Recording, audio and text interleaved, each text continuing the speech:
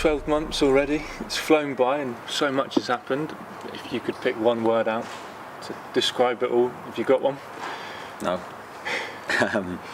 As you say, so much has happened in such a short period of time, or it feels a short period of time. The reality is another year's gone by, and it's been a great year, one of the best years of my career, certainly. Couldn't have dreamed of a better time, really, so be a load of good memories from this last season. Have you had a chance yourself to just sit down and take it all in, maybe over the summer, and just sit back and reflect and think, wow? No. I think in football you very rarely get the chance to reflect. I think it's only when I didn't even reflect really when my playing career ended, and I don't think it'll be any different. I think that there will be a time in my life when I look back and think that was a good journey, that was a great time. But I think the minute you start reflecting too much, you end up losing your focus on the future, and that's really what's important. So no, the summer was full of hard work. Now we're working as hard as we can to improve things, not just on the pitch but off the pitch. So the work will never stop. If I take you back 12 months to around this sort of time when you're just starting to find out about the job, can you remember the emotions? I imagine you were being pulled backwards and forwards in different directions. Yeah, very much so. It seems to be a theme throughout my career. Decisions have never been easy. They've always been very difficult, a huge emotional tie to this club, and I think that makes it very difficult, especially when you're leaving, whether you're coming back. I've always felt a massive pull here, whether that be a player or as a manager. So, yeah, when it was rumoured to be happening, it was something that I've spoke about before. I initially dismissed because I didn't feel it was right to break a contract and to walk away from the challenge that I'd taken on at Burnley. But then the longer it went on, the more I felt that the pull get greater and greater and greater, to the extent where I knew I had to make it happen. Did you consult a lot of people about the decision, just people close to you? Or? I discussed it with my wife, but apart from that, probably a couple of, I can't really remember now, but a couple of trusted friends. But in the main, I think the decision had to lie with me. And I was the one that made the decision, no one else. It wasn't, no one forced me to make the decision. It was very much my own call, and very much something that, as I said, the more I thought about it and the more time went on, the more I knew I couldn't turn it down, and I was really excited then once I got my head around it to see what we could achieve. Did anyone you spoke to, did anyone tell you not to come back? It was the wrong decision, you shouldn't do it? I think there was probably a few people that tried out the usual cliches, never go back, or only look forward, you had a good time there. Why potentially ruin those feelings and the reputation that you had? Don't go back. So yeah, I can now picture in my head a few people saying that to me. I know my mum, who's no longer with us, would have said don't go back, because she was a firm believer in looking forward. So she was the person that I would have probably spoke first about if she was still with us, about what should I do. And I probably wouldn't have taken her advice anyway, because I came back before as a player and she said, don't go back, purely from the fact she was of that train of thought that you need to have fresh challenges. So she would have been looking down going, what are you doing? But I'm pleased now I can say that it was the right decision. What do you think she would think about what you've achieved over the last 12 months? Well, there'd be no one more pleased. She'd be sat in that seat over there, and she would have, the minute I would have come back, she would have said, and I think she would have said, I think it was the right decision. She would have wanted me close to my family, and so she would have been very supportive of that. And I think to see the success the team's had, I think would have filled her with so much pride. So I'm really pleased that she would have seen what's unfolded and a new chapter in Bournemouth's history. The promotion last season, I know it was your way of giving something back to the fans after all the hard times, but how much of it was, you speak of your mum there and your reasons for coming back, and the rest of your family as well, how much do you dedicate it to them as well? Well, I think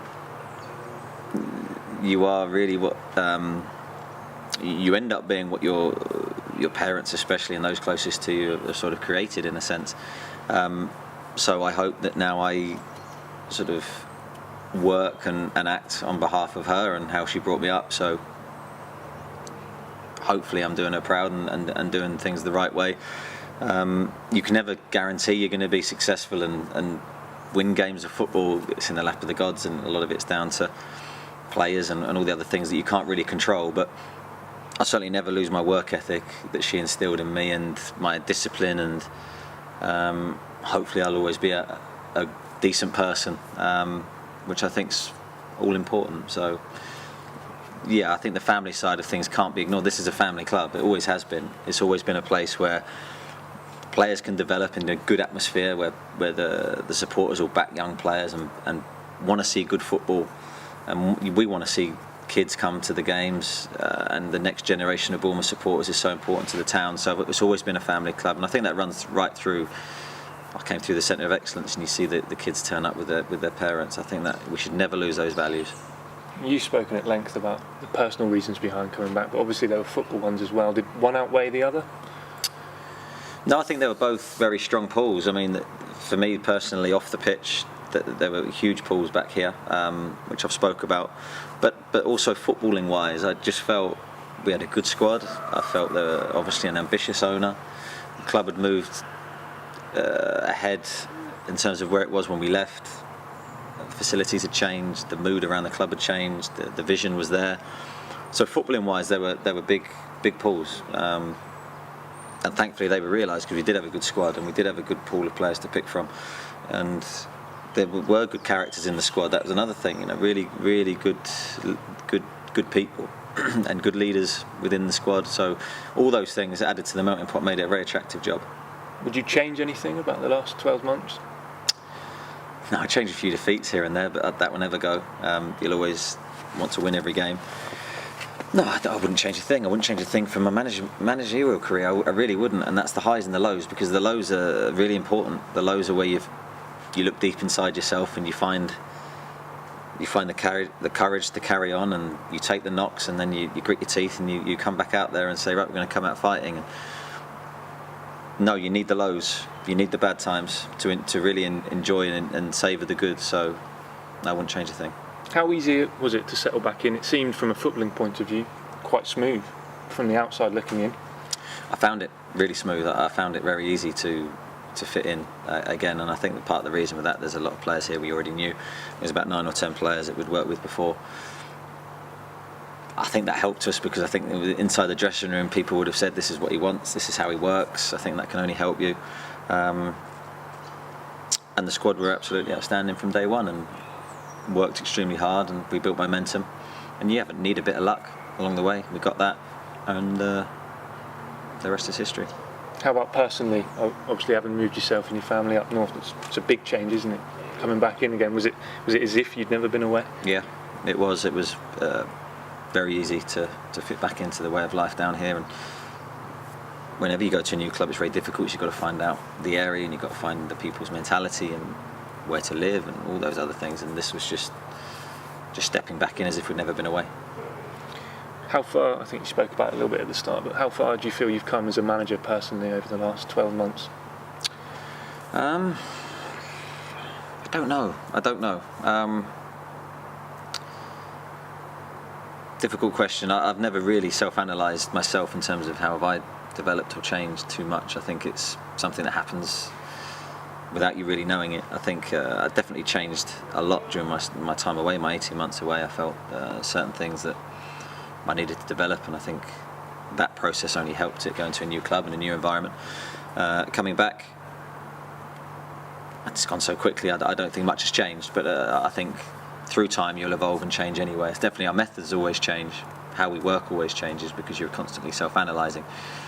But in terms of a manager, I'm not really too sure. I know you've spoken about the different challenges this time around. Was there an easier time? Was it easier before? Is it easier now? No, I think management gets harder.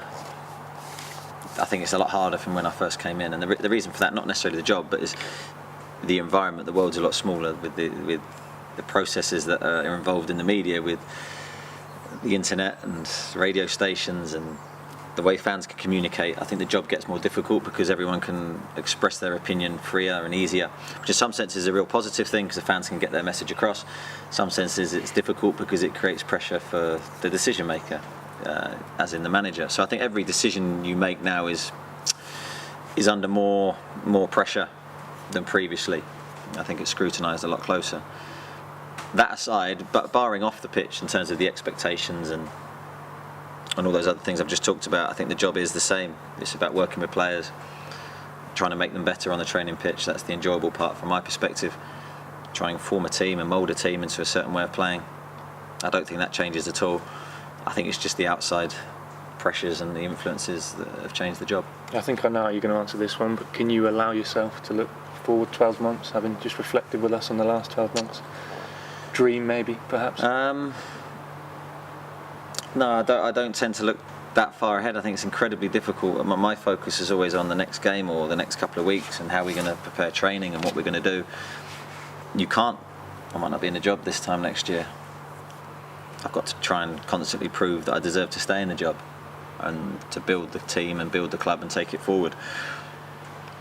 I'd never allow myself to look that far ahead because I think that in turn can lead to complacency. So I want to stay in the job. Hopefully I can reflect in a year. It means I've still got the position and still got the job, which will be great.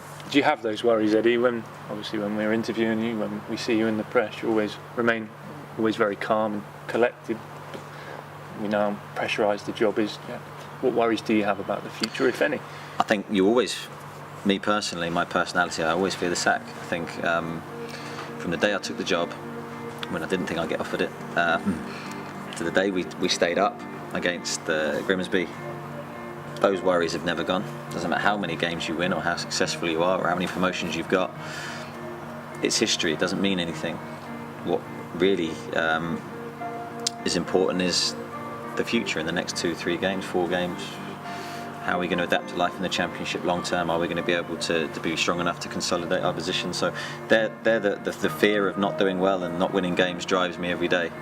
And I think as long as I have that inside me all the time, hopefully we'll be successful.